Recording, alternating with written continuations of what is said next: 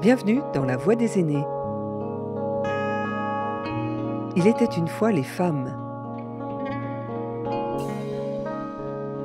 Épisode 1. Jamais je faisais de scène ni rien. C'est avec Arlette que je vous propose d'entrer dans l'univers des femmes qui ont eu 20 ans dans les années 40. Son histoire ne raconte évidemment pas l'histoire de toutes les femmes. C'est son histoire. Mais elle va nous introduire dans les épisodes suivants qui seront consacrés au mariage, à la fidélité, aux moyens de contraception. J'ai 96 ans et je me suis mariée à 17 ans. On était à Alger à ce moment-là.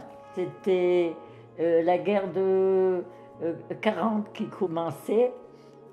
On avait des parents très sévères, surtout mon père, qui nous empêchaient de sortir. On sortait en cachette, qui nous empêchait de nous farder. On se fardait en cachette et on se défardait avant de rentrer.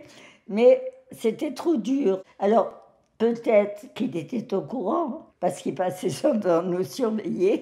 Et à un certain moment, je suis partie en vacances chez une tante dans un petit village où il y avait les spahis et les tirailleurs.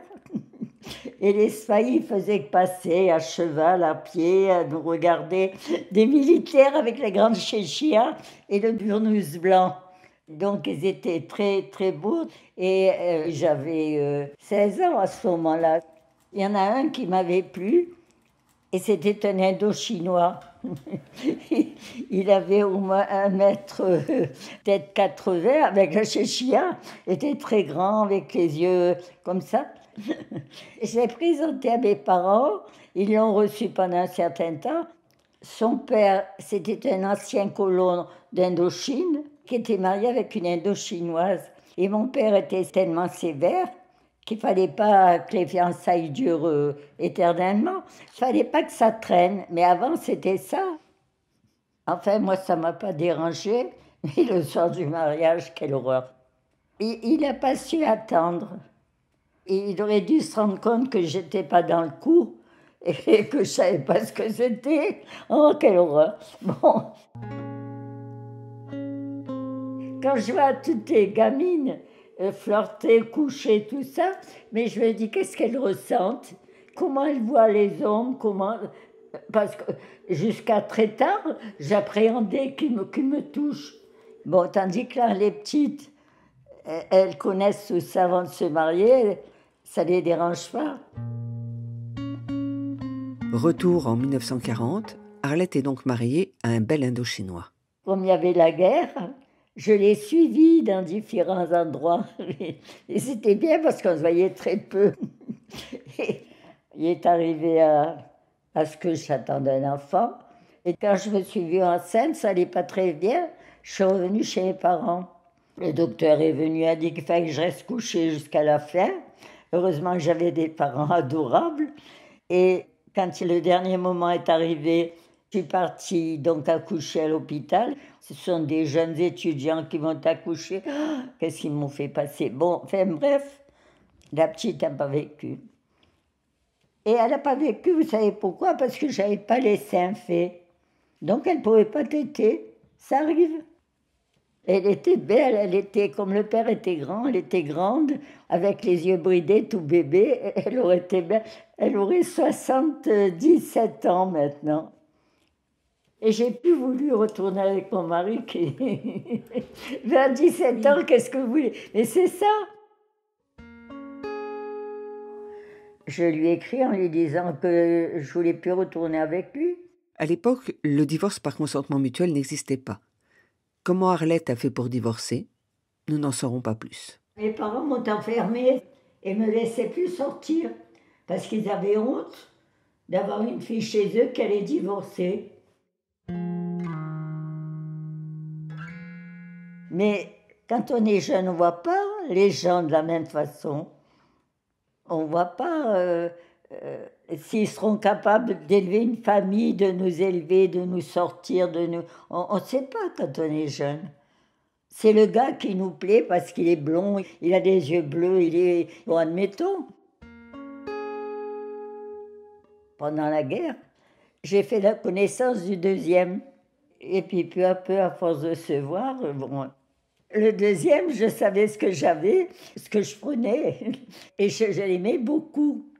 Bon, il m'avait plu quand je le voyais avec les unes et les autres, mais je ne pensais pas que c'était dans son caractère, si j'avais su. Et, et bon, mais ça ne l'aurait pas changé, il était comme ça. Il avait le feu aux fesses perpétuellement et sans arrêt. Arlette se réfugie chez ses parents avec ses 2 enfants alors qu'elle vient de déménager avec son mari à Marseille. Elle demande à sa mère de partir s'occuper du nouvel appartement.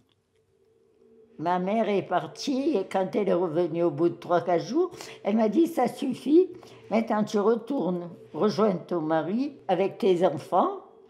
Eh bien, je suis retournée, elle a bien fait. Et ma sœur de Grenoble, un jour m'a dit, tu sais pourquoi elle t'a dit ça? Parce que quand elle s'est mariée, elle avait 16 ans. Au bout d'un certain temps, elle s'est rendue compte qu'il y avait quelque chose qui ne devait pas lui plaire, je ne sais pas. Elle est retournée chez sa mère. Et sa mère lui a dit, ah, tu es mariée maintenant. Je ne vais pas te garder, tu retournes chez toi, tu retournes avec ton mari. C'est ce qu'elle m'avait dit. Et après, elle l'a regretté. Je suis restée jusqu'à la fin avec mon mari, alors que j'en ai vu toutes les couleurs. Et ça n'arrêtait pas. Jamais il aurait fait attention. Et je me demande, avec les autres, est-ce qu'ils faisaient attention ou pas? J'allais voir un médecin. On vous mettait quelque chose qui appuyait et vous retrouviez le soir ou le lendemain matin avec... C'est difficile. Hein. Il faut avoir la santé. Parce que des fois, ça m'arrivait dans les trams de me lever pour descendre. C'était rempli de sang. Parce qu'un moment avant, j'avais été chez le docteur ou à la sage-femme. Et même les médecins, c'était terrible, ils faisaient ça, ils savaient que je ne dirais rien, mais c'était difficile ce qu'ils faisaient. C'est défendu. Hein. Et 2 ou 3 fois, ça a été la sage-femme qui m'avait accouché de l'aîné. Et elle avait peur hein, quand la vie continuait. C'était terrible. Bon, il payait, heureusement. Hein. Moi, toute seule, j'aurais pas pu, mais toute seule, j'aurais pas eu ces ennuis. Hein.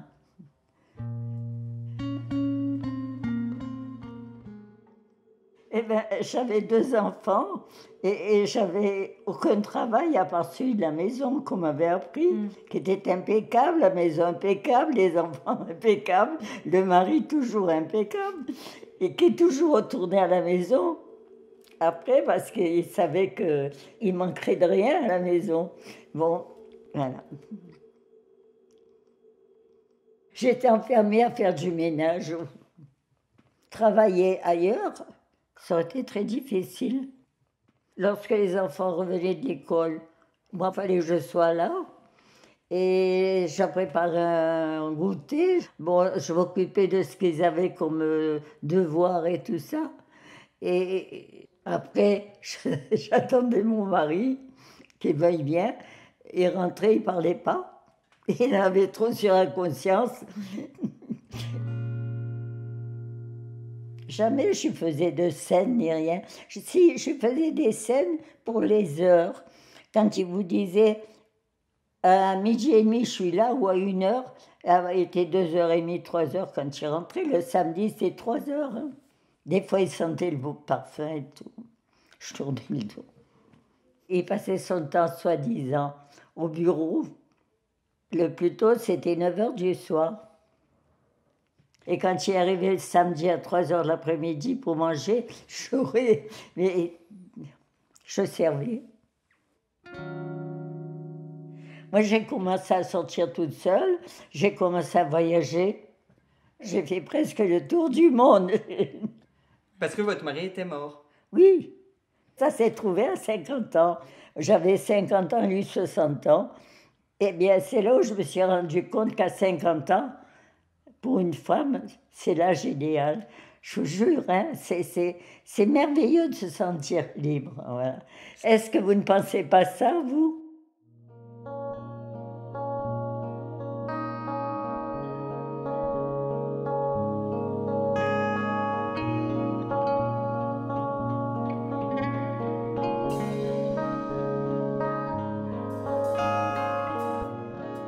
Arlette vit aujourd'hui dans une maison de retraite.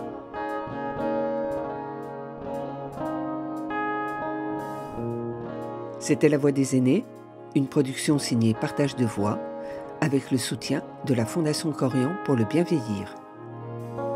Réalisation Sophie Pillot, Michel Créis.